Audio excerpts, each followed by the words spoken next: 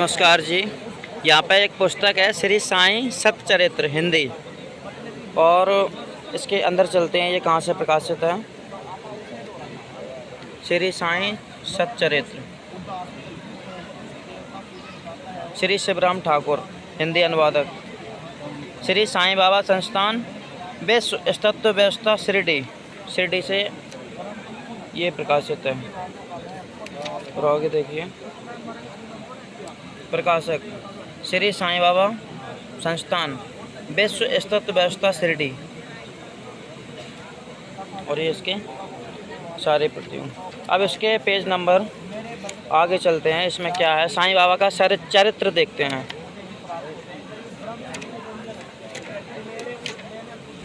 ये है श्री साईं सतचरित्र हिंदी, अध्याय 4, और पेज नंबर इसका देखिए, पेज नंबर 21। इसमें श्री साईं बाबा का व्यक्तित्व इसमें देखते हैं। अनित्य वस्तुओं का आकर्षण उन्हें छू भी नहीं गया था। और आगे देखिए पेज नंबर 22 पे,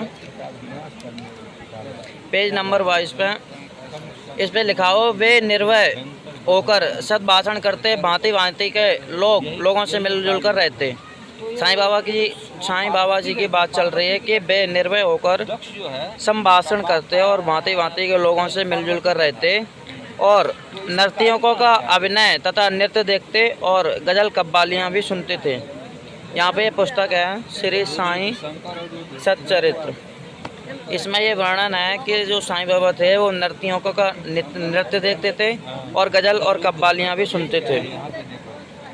और आगे चल के यहाँ पे पेज नंबर 23 पे लिखा हुआ है, गौली बुआ श्री विठोबा के परम भक्त थे। उन्होंने अनेक बार पंडरी की यात्रा की तथा प्रत्यक्ष अनुभव किया कि श्री साईं बाबा सचमुच ही पंडरीनाथ हैं। आगे देखना, आगे इसमें क्या लिखा है।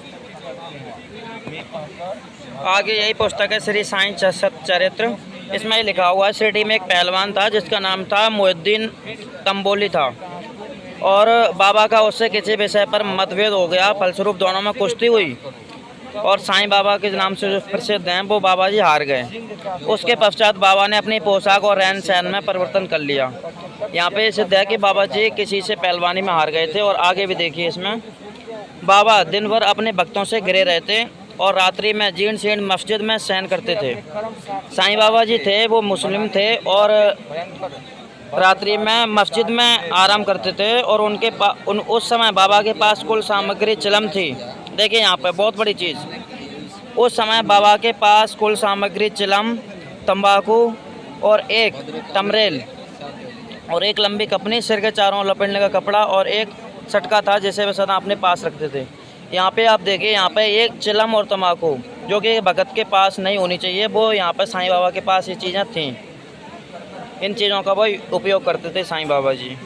आगे चल के इसमें देखिए श्री साईं सतचरित्र, और इसके पेज नंबर ये, और इसमें लिखा हुआ है, मस्जिद का जीर्णोद्धार। साईं बाबा की जो मस्जिद थी उसका जीर्णोद्धार कराने के लिए कुछ हुआ। यहाँ पे मस्जिद का आंगन बहुत छोटा था तथा असुविधाजनक था। काका साहेब दीक्षित आंगन को बढ़ाकर उसके ऊपर छप्पर बनवाना चाहते थे।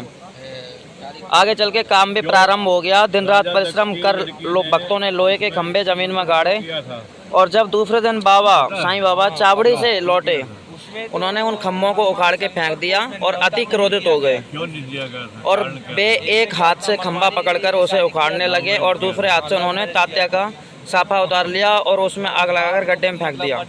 आगे चल के देखिए, इन्होंने जो मस्जिद बनाने का काम सोचा था वो बन भी गई थी मस्जिद, तो उसके पिलर वगैरह इन्होंने उखाड़ के फेंक दिए साईं बाबा ने, और किसी का साफा निकाल के उसमें आग लगाई, गड्ढे में फेंक दी। आगे चल के बाबा उनके ऊपर भी ईंट के ढेले फेंकने लगे। जो भी उन्हें शांत करने गया उसकी वही दशा हुई।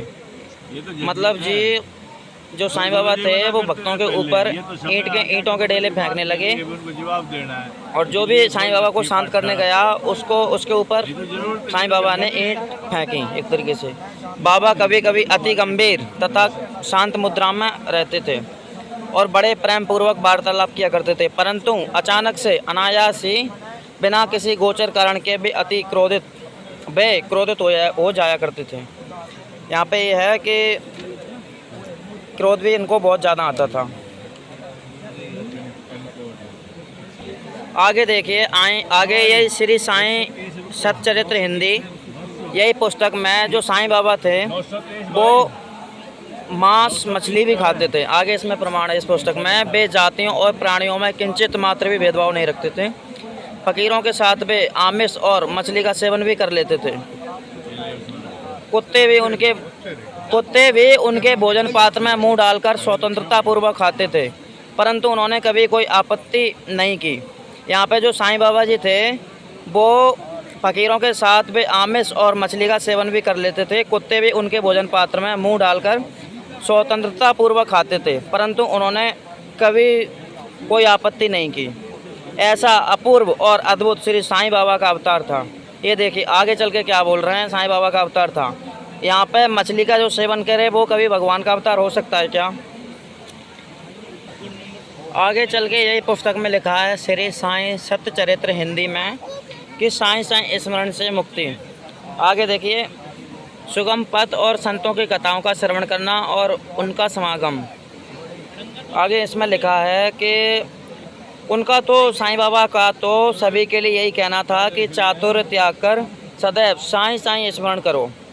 साईं बाबा ने खुद अपने लिए साईं साईं स्मरण करने को बोला कि जिसका कहीं गीता जी में ना तो प्रमाण है ना वेदों में प्रमाण है कि साईं साईं जपने से भगवान की प्राप्ति हो जाएगी।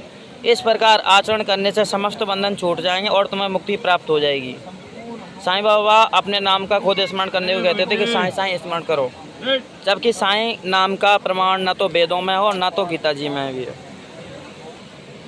ये देखिए, ये वही पुस्तक है श्री साईं सच्चरित्र और के गोविंद रघुनाथ, श्री साईं बाबा संस्थान, विश्वस्त व्यवस्था शिरडी।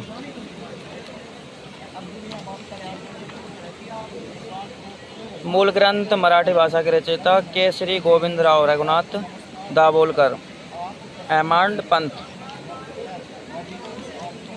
कोई भी देख सकता है इस पुस्तक को।